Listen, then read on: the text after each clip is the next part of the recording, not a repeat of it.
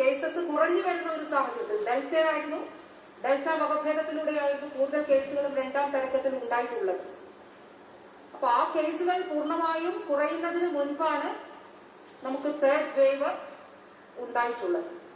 ഇപ്പൊ സംസ്ഥാനത്ത് ഡെൽറ്റയും Omicron corona വൈറസിന്റെ ഈ രണ്ട് വകഭേദങ്ങൾ മൂലവും നമുക്ക് ഇവിടെ കോവിഡ് കേസുകൾ ഉണ്ടാകുന്നുണ്ട് എന്നുള്ളതാണ് യാഥാർത്ഥ്യം. ഡെൽറ്റയേക്കാൾ സിവിയറിറ്റി കുറവാണ് ഒമിക്രോൺ.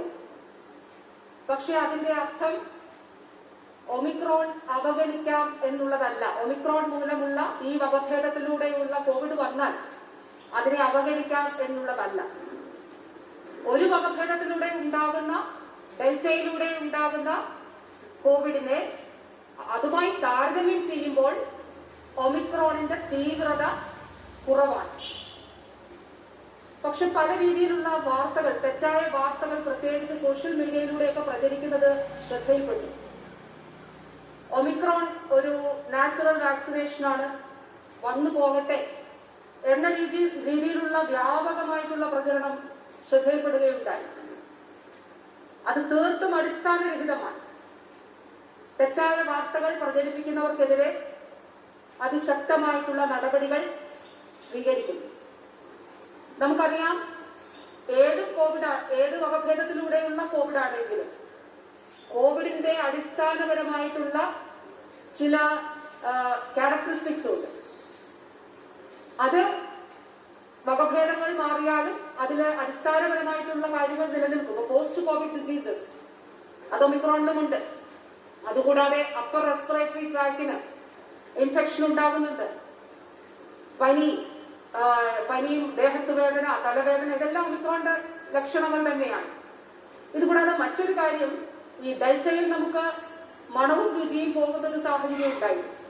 പക്ഷെ ഒമിക്രോണിൽ ബഹുഭൂരിപക്ഷം ആളുകൾ, വളരെ കുറച്ച് 17% ആളുകൾക്ക് മാത്രമേ ഈ മണവും രുചിയും പോകുന്നതായിട്ട് കാണുന്നുള്ളൂ. ബഹുഭൂരിപക്ഷം ആളുകൾക്കും മണവും രുചിയും പോകുന്നതായി കാണുന്നില്ല. അതുകൊണ്ട് എനിക്ക് ജലദോഷമുണ്ട്, പനിയുണ്ട്, പക്ഷെ എനിക്ക് മണമൊക്കെ കിട്ടുന്നുണ്ട്, കോവിഡ് അല്ല എന്ന് ആരും തെറ്റിദ്ധരിച്ച് അത് ശ്രദ്ധിക്കാതെ ഇരിക്കരുത് എന്നുള്ളത് ഈ അവസരത്തിൽ പ്രത്യേകമായി ഓർമ്മിപ്പിക്കുകയാണ്. മുന്നറിയിപ്പുകളെ അവഗണിച്ചാൽ കൂടുതൽ വഷളായ ഒരു സ്ഥിതിയിലേക്ക് നമ്മൾ എത്തപ്പെടുന്ന ഒരു സാഹചര്യം ഉണ്ടാകും. അപ്പൊ അതുകൊണ്ട് അത് ഒഴിവാക്കുന്നതിന് വേണ്ടി എല്ലാവരും ശ്രദ്ധിക്കണമെന്നാണ് പ്രത്യേകമായിട്ട് അഭ്യർത്ഥിക്കാനുള്ളത്.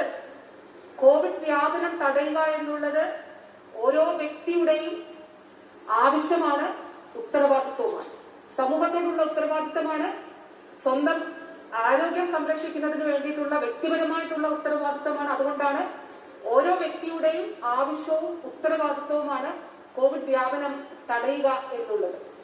അപ്പോൾ ഓരോരുത്തർക്കും അതിന് ചെയ്യാനുണ്ട്. അപ്പൊ പ്രത്യേകമായിട്ട് ഈ ഒരു ഘട്ടത്തിൽ നമ്മൾ ശ്രദ്ധിക്കാനുള്ളത്, ഇതിന്റെ ഇൻഫെക്ടിവിറ്റി വളരെ ഹൈ ആണ്. രണ്ടാം തരംഗത്തിലെ ഒരു പീക്ക് നമുക്ക് ഏപ്രിൽ മെയ് മാസങ്ങളിലാണ് കേരളത്തിൽ ഉണ്ടായത്.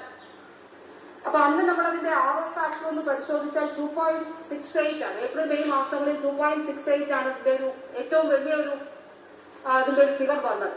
പക്ഷെ ഈ കഴിഞ്ഞ ദിവസം നമ്മൾ പരിശോധിക്കുമ്പോൾ കേരളത്തിലെ മൊത്തത്തിൽ നമ്മൾ പരിശോധിക്കുമ്പോൾ 3.12 ആണ്.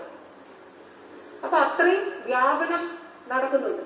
ഡെൽറ്റയെക്കാളും 5 ഇരട്ടി, തിയററ്റിക്കലി പറയുമ്പോൾ 5 ഇരട്ടി 6 ഇരട്ടി ഒമിക്രോണിന് വ്യാപനശേഷി ഉണ്ട് എന്നുള്ളതാണ്.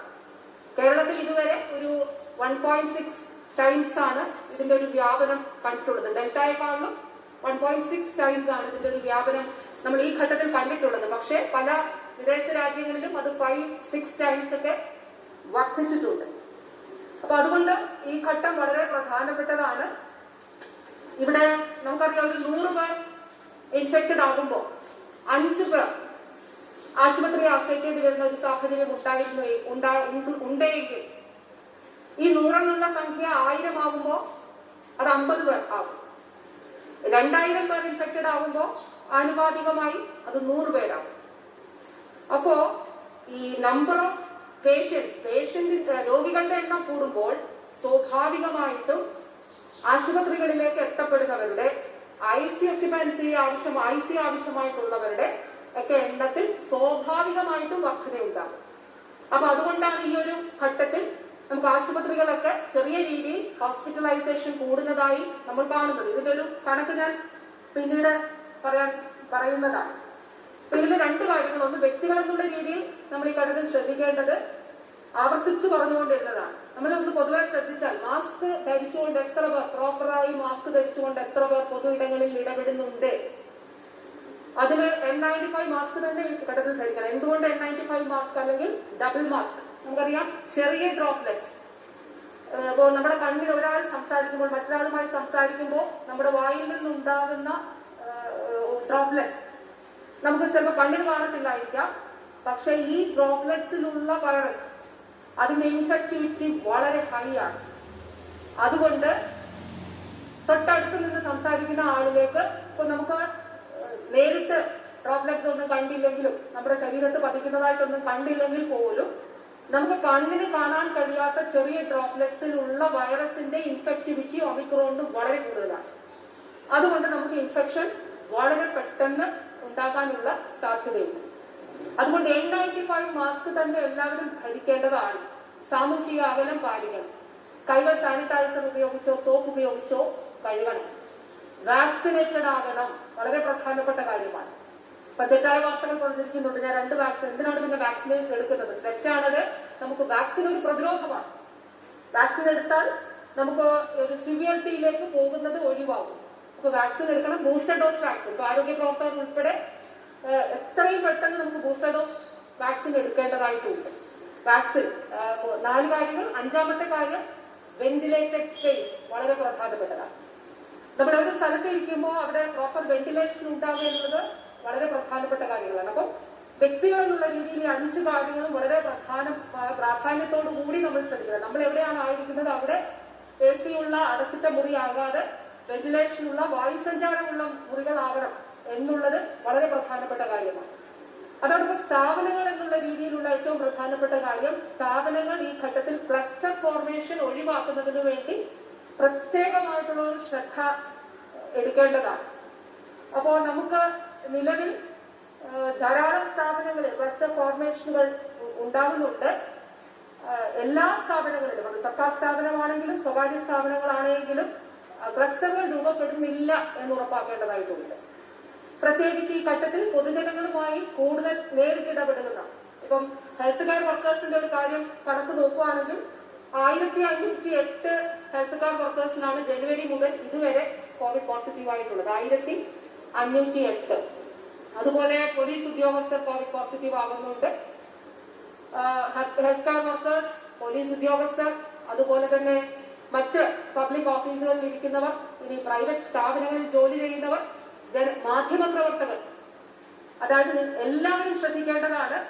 ഈ ഒരു ഘട്ടത്തിൽ ഈ വ്യാപനം ഒഴിവാക്കുന്നതിന് വേണ്ടിയിട്ടുള്ള പ്രത്യേകമായിട്ടുള്ള ശ്രദ്ധ ഉണ്ടാകേണ്ടതാണ്.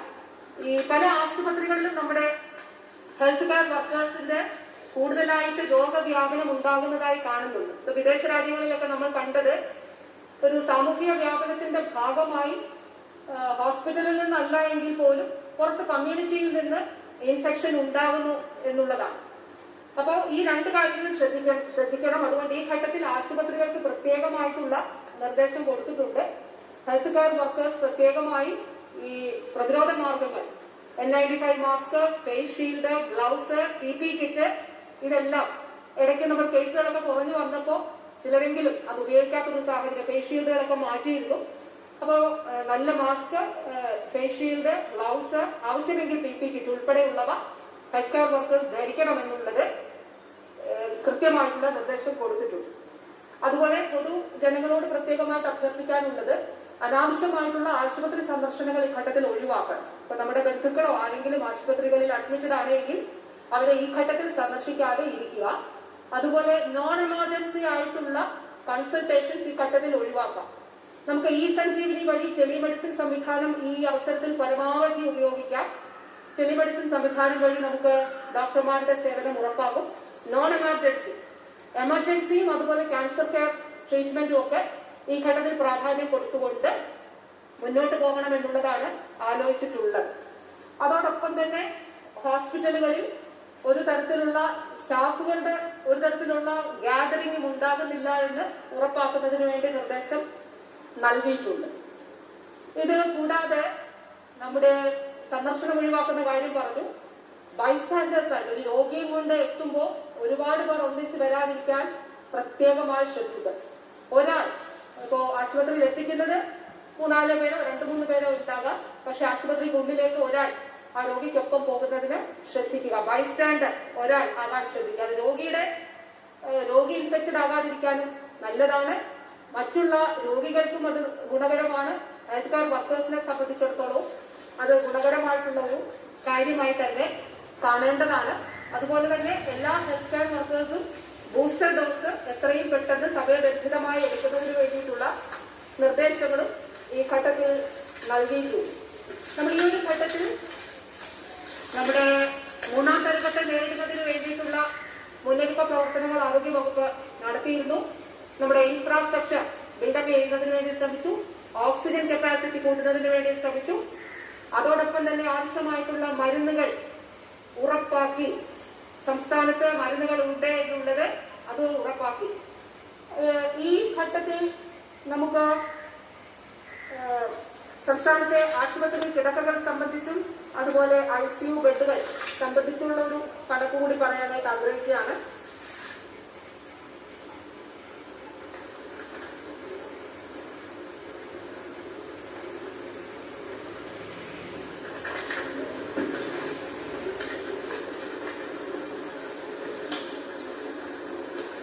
നമുക്കിപ്പോൾ സംസ്ഥാനത്ത് ആകെ ഉള്ള ICU ബെഡുകൾ 3107 അത് സർക്കാർ ആശുപത്രികളിൽ. അതിൽ 7468 സ്വകാര്യ ആശുപത്രികളിൽ. അതുപോലെ വെന്റിലേറ്റർ കിടക്കകൾ സർക്കാർ ഗവൺമെന്റ് സെക്ടറിൽ 2293, അതുപോലെ പ്രൈവറ്റ് സെക്ടറിൽ 2432. അപ്പൊ സർക്കാർ ആശുപത്രികളിൽ കോവിഡും നോൺ കോവിഡുമായി ഏതാണ്ട് ഒരു 45% ഇപ്പോൾ ഒക്യുപ്പൻസി ഉള്ളത്. ഐസിയുവിന്റെ ഒക്യുപ്പൻസി ഗവൺമെന്റ് മേഖലയിൽ ഒരു ഏതാണ്ട് 45% അടുത്താണ്. അതുപോലെ വെന്റിലേറ്ററിന്റെ 11.8% നിലവിലുള്ളത്. ഇതുകൂടാതെ 8353 ഓക്സിജൻ കിടക്കകൾ സജ്ജമാണ്. ഇതിൽ 11% ഇപ്പോൾ നിലവിൽ ഒക്യുപ്പൻസി ഉള്ളത്. പിന്നെ CFLTCകൾ, CSLTCകൾ, അതുപോലെ DCC ആവശ്യമുള്ളത്. ഈ ഒരു ഘട്ടത്തിൽ അതിന്റെ ഒരു ആവശ്യമായിട്ടുള്ള CSLTCകളും CFLTCകളും ജില്ലകളിൽ സജ്ജമാക്കുന്നതിന് വേണ്ടിയിട്ടുള്ള നിർദ്ദേശം കൊടുത്തിട്ടുണ്ട്. ബഹുമാനപ്പെട്ട തദ്ദേശ വകുപ്പ് മന്ത്രിയുമായി കഴിഞ്ഞ ദിവസം ഒരു യോഗം ചേർന്നിരുന്നു. ജില്ലാ വാർഡ് തലത്തിൽ RRTകളുടെ പ്രവർത്തനം ശക്തമാക്കുന്നതിന് വേണ്ടിയിട്ടുള്ള നടപടികൾ സ്വീകരിച്ചിട്ടുണ്ട്. അതുകൂടാതെ നമ്മുടെ ഒരു പഞ്ചായത്ത് അടിസ്ഥാനത്തിൽ CSLTCകൾ ആവശ്യമെങ്കിൽ അത് ഒരുക്കുന്നതിന് വേണ്ടിയിട്ടുള്ള പ്രത്യേകമായിട്ടുള്ള നടപടികളും സ്വീകരിച്ചിട്ടുണ്ട്. ഓക്സിജൻ ലഭ്യത സംബന്ധിച്ചിട്ടുള്ള കാര്യം നിലവിൽ നമുക്ക് സംസ്ഥാനത്ത് ഇപ്പോൾ ആവശ്യമായിട്ടുള്ള പ്രതിദിനം ആവശ്യമായിട്ടുള്ളത് 71 മെട്രിക് ടൺ ഓക്സിജനാണ് ഇപ്പോൾ അറ്റ് പ്രസന്റ് നമുക്ക് ആവശ്യമായിട്ടുള്ളത്. ലിക്വിഡ് ഓക്സിജന്റെ സംഭരണ ശേഷി സംസ്ഥാനത്ത് ഗണ്യമായ രീതിയിൽ നമ്മൾ 2ാം തരംഗത്തിന് ശേഷം 3ാം തരംഗത്തിലേക്ക് എത്തപ്പെടുമ്പോൾ ഗണ്യമായ രീതിയിൽ വർദ്ധിച്ചിട്ടുണ്ട്. ഇപ്പോൾ സർക്കാർ സ്വകാര്യ മേഖലകളിലായി നിലവിൽ 1817.54 മെട്രിക് ടൺ ലിക്വിഡ് ഓക്സിജന്റെ സംഭരണ ശേഷി ഉണ്ട്. ഇതുകൂടാതെ 159.6 മെട്രിക് ടൺ അധിക സംഭരണ ശേഷി സജ്ജമാക്കുന്നതിനുള്ള പ്രവർത്തനങ്ങൾ ഇപ്പോൾ നടന്നു വരികയാണ്. ഇതുകൂടാതെ 14 എയർ സെപ്പറേഷൻ യൂണിറ്റുകൾ സംസ്ഥാനത്തിന്റെ പല ഭാഗത്തും നിലവിലുണ്ട്. ഓക്സിജൻ ജനറേറ്ററുകൾ നമുക്ക് 2ാം തരംഗത്തിൽ നിന്ന് 3ാം തരംഗത്തിലേക്ക് എത്തപ്പെടുമ്പോൾ 4 ഓക്സിജൻ ജനറേറ്ററുകളിൽ നിന്ന് 42 ഓക്സിജൻ ജനറേറ്ററുകൾ എന്ന നിലയിലേക്ക് നമ്മൾ മാറിയിട്ടുണ്ട്. പ്രതിദിനം 91.92 മെട്രിക് ടൺ ഓക്സിജൻ ഇതിലൂടെ ഉൽപ്പാദിപ്പിക്കുവാൻ നമുക്ക് ശേഷിയുണ്ട്. അപ്പൊ ഇതാണ് ഇൻഫ്രാസ്ട്രക്ചറുമായി ബന്ധപ്പെട്ടിട്ടുള്ള കാര്യം. അതുപോലെ ഓക്സിജന്റെ ലഭ്യതയുമായി ബന്ധപ്പെട്ടിട്ടുള്ള കാര്യവും ഇതാണ്. അപ്പൊ ഈ ദിവസങ്ങളിൽ തെറ്റായ വാർത്തകൾ, തെറ്റിദ്ധരിപ്പിക്കുന്ന വാർത്തകൾ പ്രചരിപ്പിക്കുന്നതായി ചില മാധ്യമങ്ങൾ പ്രചരിപ്പിക്കുന്നതായി ശ്രദ്ധയിൽപ്പെട്ടു. അത് സംസ്ഥാനത്ത് മരുന്നില്ല,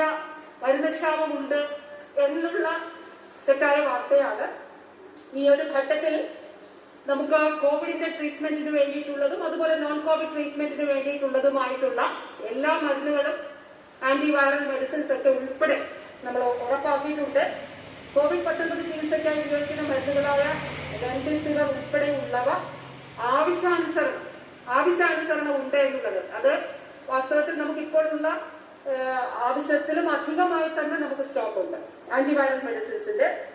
അതുകൂടാതെ മോണോക്ലോണൽ ആന്റിബഡി ഒമിക്രോണിന് ഇഫക്റ്റീവ് അല്ല എന്നുള്ളതാണ് മെഡിക്കൽ ബോർഡ് പറഞ്ഞിട്ടുള്ളത്. അപ്പോൾ ഒമിക്രോൺ വകഭേദത്തിന് മോണോക്ലോണൽ ആന്റിബഡി ഉപയോഗിച്ചാൽ അത് ഡെൽറ്റയുടെ അത്രയും ഇഫക്റ്റീവ് ആയിട്ടുള്ളതല്ല. അത് മാത്രമല്ല മോണോക്ലോണൽ ആന്റിബഡി ആ ഇൻസ്റ്റിറ്റ്യൂഷന്റെ മെഡിക്കൽ ബോർഡ് ശുപാർശ ചെയ്യുന്നതനുസരിച്ചാണ് മോണോക്ലോണൽ ആന്റിബഡി കൊടുക്കേണ്ടത്. ആ ട്രീറ്റ്മെന്റ് പ്രോട്ടോകോളിൽ വളരെ കൃത്യമായി തന്നെ ഇത് നമ്മൾ പറഞ്ഞിട്ടുണ്ട്. ഇത് കൂടാതെ നോൺ കോവിഡുമായി ബന്ധപ്പെട്ട കഴിഞ്ഞ ദിവസം ഒരു വാർത്ത കണ്ടു, ആന്റി റേബീസ് മെഡിസിൻ ഇല്ല എന്നുള്ളത് തെറ്റായ വാർത്തയാണ്. നമുക്ക് ആന്റി റേബീസ് മെഡിസിൻ ഉണ്ട്. 2 രീതിയിലാണ്. ഇൻട്രാഡെർമൽ റേബീസ് വാക്സിൻ IDRV അത് നമുക്ക് ധാരാളമായി നമുക്കുണ്ട്. അത് വളരെ കോസ്റ്റ് ഇഫക്റ്റീവ് ആയിട്ടുള്ള മെഡിസിൻ ആണ്. അതുകൂടാതെ ഇമ്മ്യൂണോഗ്ലോബുലിൻ ഈ 2 മെഡിസിനും നമുക്ക് ആവശ്യാനുസരണം സംസ്ഥാനത്ത് ഉണ്ട്.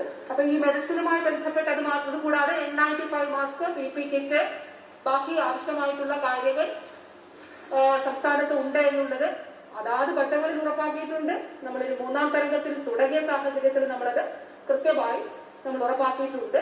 അപ്പൊ എനിക്ക് തോന്നുന്നത് ഈ തെറ്റായ വാർത്ത ചില മരുന്ന് കമ്പനികൾ സമ്മർദ്ദത്തിൽ ആക്കിയുള്ള വാർത്തകളാണോ എന്ന് പോലും സംശയിക്കുന്നു. ഏതായാലും ഇത് സംബന്ധിച്ച് കൃത്യമായിട്ടുള്ള സ്റ്റോക്ക് സംസ്ഥാനത്തുണ്ട് എന്നുള്ളത് നമ്മൾ ഉറപ്പാക്കിയിട്ടുണ്ട്. ഈ ഘട്ടത്തിൽ പ്രത്യേകമായി ശ്രദ്ധിക്കേണ്ട ഒരു കാര്യം കൂടി പറയുകയാണ്. അതായത് വ്യക്തികൾ ശ്രദ്ധിക്കേണ്ട കാര്യങ്ങൾ പറഞ്ഞു, സ്ഥാപനങ്ങൾ ശ്രദ്ധിക്കേണ്ട കാര്യം പറഞ്ഞു. ഇതില് ഹോം കെയർ വളരെ പ്രധാനപ്പെട്ട കാര്യമാണ്. അപ്പൊ അതില് പനിയും പനി ലക്ഷണങ്ങളും ഉള്ളവർ അവഗണിക്കരുത്. പനി ലക്ഷണങ്ങൾ ഉള്ളവർ പൊതു ഇടങ്ങളിൽ, ജോലി സ്ഥലങ്ങളിലേക്ക്, സ്കൂളുകളിലേക്ക്, കോളേജുകളിലേക്ക് പോകരുത്. മറ്റ് ഓഫീസുകളിൽ ജോലി ചെയ്യുന്നവർ, മറ്റ് തൊഴിലിടങ്ങളിൽ ജോലി ചെയ്യുന്നവർ, പനി ലക്ഷണങ്ങളും ഉള്ളവർ പോകരുത്. ഹെൽത്ത് കെയർ വർക്കേഴ്സിനും ഈ നിർദ്ദേശം വളരെ കൃത്യമായി നൽകിയിട്ടുണ്ട്. പനി ലക്ഷണങ്ങൾ ഉള്ളവർ ഹോസ്പിറ്റലുകളിൽ വരുന്നതിന് മുൻപ് നിർബന്ധമായിട്ടും കോവിഡ് ടെസ്റ്റ് നടത്തിയിരിക്കണം എന്ന് പറഞ്ഞിട്ടുണ്ട്. ഇപ്പൊ ആരോഗ്യമുള്ളവർക്ക്, ഇപ്പോ അസിംറ്റമാറ്റിക് ആയിട്ടുള്ളവരാണ് ധാരാളമായിട്ടുള്ളത്. കാരണം കോവിഡ് ആണോ എന്ന് പലരും അറിയുന്നില്ല. അവര് ലക്ഷണങ്ങളില്ലാതെ ഒരുപാട് പേരുണ്ട്. ഇനി ലക്ഷണങ്ങൾ ഉള്ളവർക്ക് ഇപ്പം വീടുകളിൽ കൃത്യമായിട്ടുള്ള ഐസൊലേഷൻ ഉണ്ടാവണം. നമ്മൾ ആദ്യഘട്ടത്തിൽ മുതൽ പറയുന്നത് പോലെ ഒരു ബെഡ്റൂം, ആ ബെഡ്റൂമില് ഒരു ടോയ്ലറ്റ് ഉണ്ടാവണം. പൊതുവായ ശുചിമുറി ആകരുത്, അവിടെ ഒരു ടോയ്ലറ്റ് ഉണ്ടാവണം എന്നുള്ളത്. അതുകൂടാതെ നമുക്ക് പൾസ് ഓക്സിമീറ്റർ വെച്ച് കൃത്യമായി നമ്മുടെ സാച്ചുറേഷൻ ലെവൽ നോക്കേണ്ടതാണ്. ഇതുകൂടാതെ വോക്ക് ടെസ്റ്റ് ഉണ്ട്. അപ്പൊ ഇത് ആരോഗ്യ പ്രവർത്തകർ നിർദ്ദേശിക്കുന്നതനുസരിച്ച് ഈ വോക്ക് ടെസ്റ്റ് ഉൾപ്പെടെയുള്ളവ നടത്തുകയും പൾസ് ഓക്സിമീറ്റർ ഉപയോഗിച്ച് സാച്ചുറേഷൻ നോക്കുകയും ചെയ്യണം.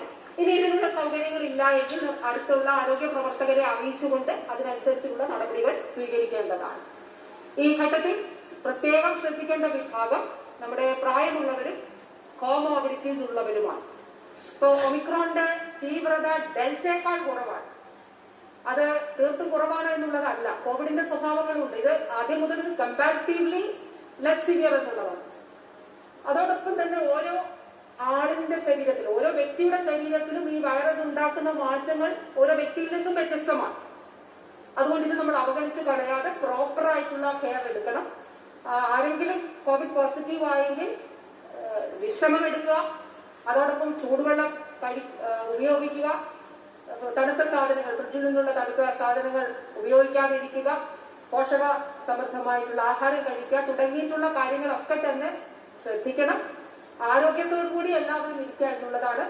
ഈ ഒരു പ്രതിസന്ധിയെയും വളരെ കൃത്യമായി നമുക്ക് ജാഗ്രതയോട് കൂടിയിട്ടുള്ള ഇടപെടലുകളിലൂടെ നമുക്ക് അതിജീവിക്കാൻ കഴിയും.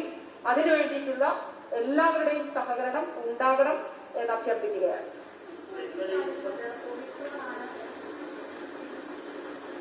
പറഞ്ഞോളൂ.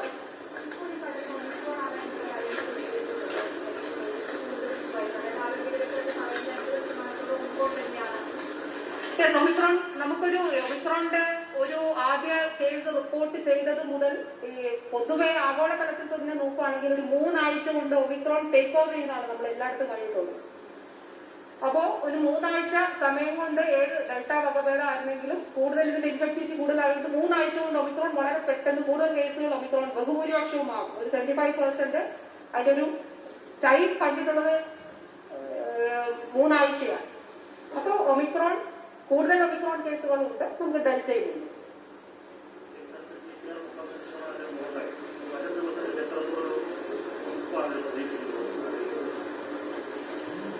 അതില് നമുക്ക് രണ്ടാം തരംഗത്തെക്കാൾ രണ്ടാം തരംഗത്തിന്റെ പീക്ക് ഉണ്ടായത് മെയ് മാസത്തിലാണ്.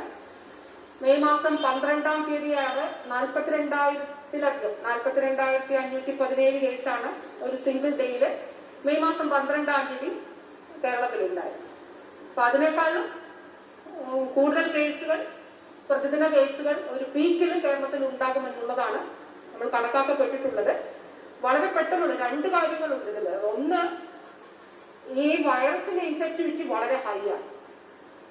2, നമ്മുടെ ഒരു പൊതു സ്വഭാവത്തിലുള്ള മാറ്റം, എനിക്ക് കുഴപ്പമില്ല എന്നുള്ള ഒരു ലാഘവത്വം ഇതിന്റെ വ്യാപനത്തിന് ഒരു പരിധി വരെ കാരണമാകുന്നുണ്ട്. ഏറ്റവും പ്രധാനപ്പെട്ട ഒന്നാമത്തെ കാരണം വൈറസിന്റെ ഇൻഫെക്ടിവിറ്റി ആണ്. ഇൻഫെക്ടിവിറ്റി വളരെ ഹൈ ആണ്. രണ്ടാമത്തെ കാരണം നമുക്ക് കുഴപ്പമില്ല, ഇത് വന്നു പൊയ്ക്കോട്ടെ, ഇതൊരു ചെറിയ പനി പോലെയുള്ളൂ, വരുന്നതാണ് നല്ലതെന്നൊക്കെയുള്ള തെറ്റായ ധാരണയാണത്. കോവിഡ് വരാതിരിക്കുന്നതാണ് നല്ലത്. അതിലൂടെ കടന്നു പോകുന്നവർക്കാണ് അതിന്റെ പ്രശ്നങ്ങൾ അറിയുക. അതിനുശേഷമുള്ള പോസ്റ്റ് കോവിഡ് ഡിസീസസും ഈ ഒമിക്രോണിനും ഉണ്ട് എന്നുള്ളത് നമ്മൾ കാണേണ്ടതാണ്.